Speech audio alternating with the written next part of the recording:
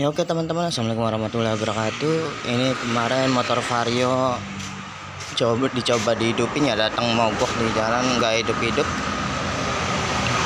Jadi di sela-sela dihidupin, dicoba diakalin dari luar, dia nggak hidup-hidup ya. Dari datangnya mogok, didorong, terus minta dihidupin, minta ganti busi ya, malah minta ganti businya aja. Tapi pas tadi dicek itu businya masih ada pengapiannya. Lalu coba dicek injektornya juga nyembur ya, dari injektor. Dari permasalahannya yang saya tahu itu bukan dari permasalahan bahan bakar maupun busi ya, walaupun hasil pembakaran businya itu, jadi kita lihat pembakaran businya ini ya. Kita lihat bagian businya. Mana ini businya? Jadi hasil pembakaran businya hitam ya, tapi nggak ada kandungan kotoran hitamnya tuh, nggak terlalu banyak banget ya. Ini pakai busi yang lain ini. Ada jadi hasil pembakaran businya yang hitam. Kita di sininya bagian area sininya hitam. Oh, ini motor Vario 125 ya. Itu nggak bisa hidup-hidup, terus ditolong pertama kira-kira dihidupin, jadi diketahuinya masalah kompresi ya, yang pastinya dari kompresinya itu tekanannya nggak ada sama sekali. Jadi kalau diselang los injakan pertama juga waktu belum dibuka apa-apa itu udah enteng banget. Jadi enteng banget ya, diselanya kayak nggak ada kompresi. Dipikirannya klep bocor yang karena keganjel kotorannya. Jadi diakalin dari luar, diisi oli dari busi, lubang busi ini dimasukin oli, terus di sela-sela seperti ada kompresi ya. Kalau oli pertama masuk seperti ada kompresi, ledakannya, tekanannya, apanya. Terus pas dikeringkan lagi, terus pasang lagi businya, dihidupkan lagi, enggak hidup-hidup juga. Ini motor dalam keadaan mati ya, kita nggak tahu awal hidupnya itu bunyinya seperti apa, kita nggak pernah tahu. Tapi ngomongnya motornya mogok saat kondisi di bawah jalan pelan. Tapi saya cek memang di sini, kalau saya cek sini diperhatikan oli mesinnya itu masih banyak. Jika oli mesin nyampe segini itu dia masih banyak ya, kecuali kalau dicoloknya. Ini kan ukuran oli juga untuk Vario ini seperti ini tutup olinya. Kalau dicoloknya nggak nempel sama sekali itu oli berkurang ya, tapi bukan berarti berkurangnya ini juga ya mengakibatkan langsung macet ya, tergantung kekurangan olinya seberapa jauh ya. Pas diperiksa air radiatornya ini saya udah mulai curiga di mana air radiatornya. Mana itu? Air radiatornya itu habis ya dari radiatornya. Ini barangnya lagi dipisahkan saat ini barang-barang yang harus ditaruh di atas ya. Ini ada radiatornya. Ini dia air tempat radiatornya ya. Jadi pas dibuka dari pembuangan di sini ada airnya ya, tapi sedikit sekali. Dilihat dibuka dari sini juga udah kosong banget, nggak ada. Dari tutup radiatornya ini sudah nggak ada air ya. Dan pas dibuka airnya itu putih guys. Jadi airnya bukan menggunakan air radiator yang benar air radiator ya, biasanya yang berwarna hijau itu dengan kandungan untuk menjaga suhu juga, agar suhu air tidak terlalu berkurang jauh saat kondisi mesin panas. Jadi ini masalah pendingin mesin yang kurang ya. Jadi karena kekurangan air radiator. Tadinya dipikirnya orangnya cukup ganti busi aja, mintanya diganti busi terus, tapi ternyata dicoba pakai busi lain juga nggak bisa hidup ya. Saya udah bilangin suruh ini, taunya kalau pengen tahu harus diturun mesin dulu. Dan akhirnya setelah dicoba hidup lama sampai di sela-sela, sampai capek gua, sampai lama-lama yang punya motornya saya tanyain mau dibawa pulang apa gimana, minta dibongkar aja. Dan ini baru ketahuan dipikirnya tadi itu permasalahan klep bocor ya, pikirnya antara klep intake maupun X yang bocor ya.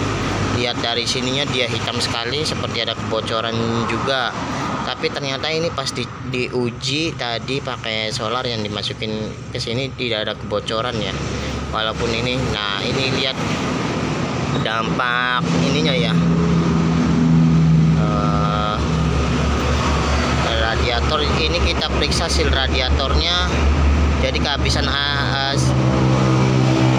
radiatornya itu dari sini juga ya, air radiator kebocoran, dan ini harus diganti ya. Nanti digantinya mau diganti seal radiatornya aja, seal water pumpnya, atau satu set ya, karena di sini sealnya juga ini patah dan biasanya barangnya susah ya seal ini nyarinya.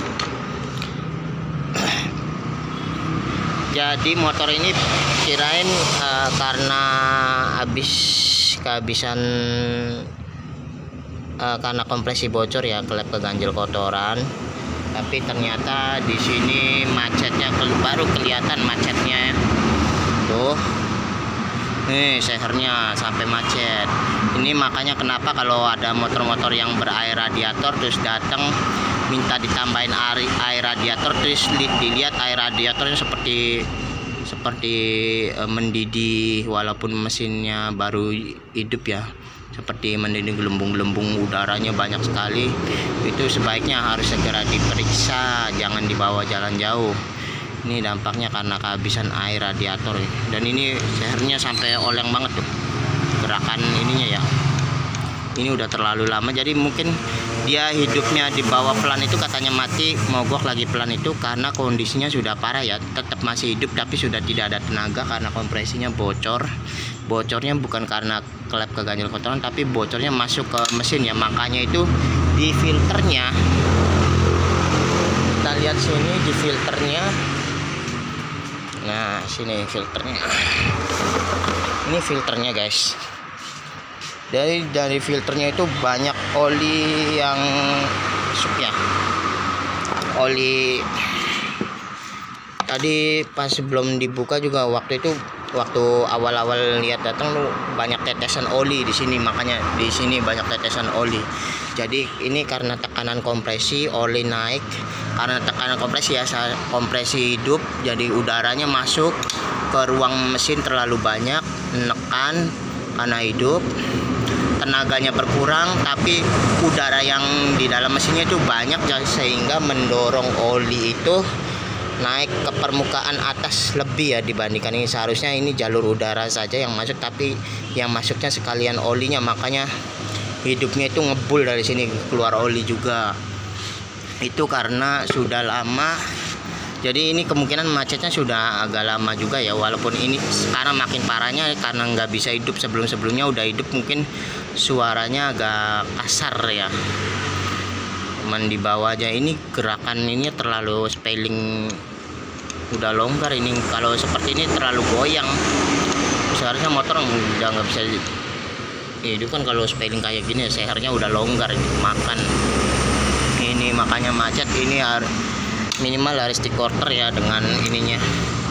Dan jadi permasalahan di sini yang harus kita beresin supaya motor Vario ini bisa hidup ini, kita harus membereskannya daerah mesin dulu ya. Dan daerah mesin juga ada dua bagian yang harus dibetulkan, yaitu masalah kompresi, dimana sehernya ini harus diganti, dan di quarter. Oke, masalah kompresi dulu ya, yang menyebabkan motor sudah hidup karena kompresinya hilang. Quarter nanti kita diselip lagi. Dan kedua adalah masalah air radiator yang cepat habis, itu harus dicari permasalahannya. Dan salah satunya permasalahannya adalah dari seal water pump ya.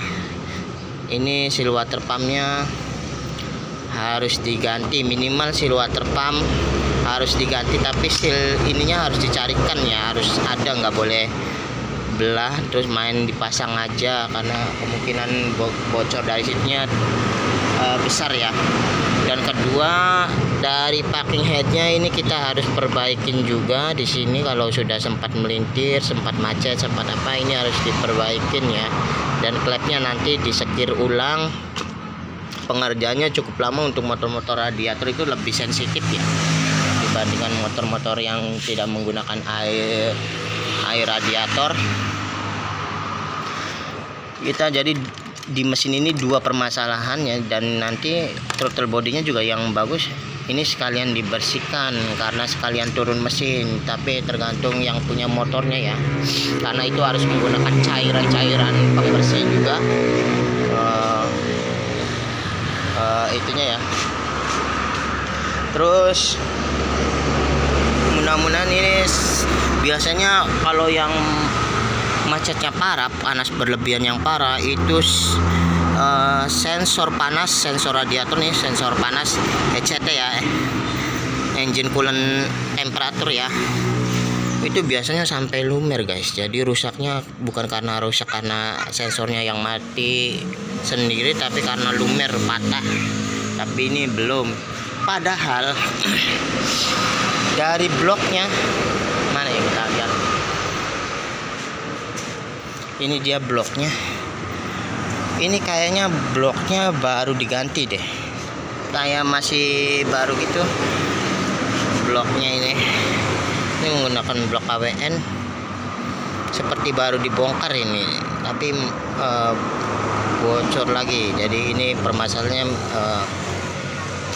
ini juga ya, agak kompleks juga ya, nggak satu permasalahan yang harus kita perbaiki. Dan itu semua sistem-sistem itu harus bekerja ini kan secara normal.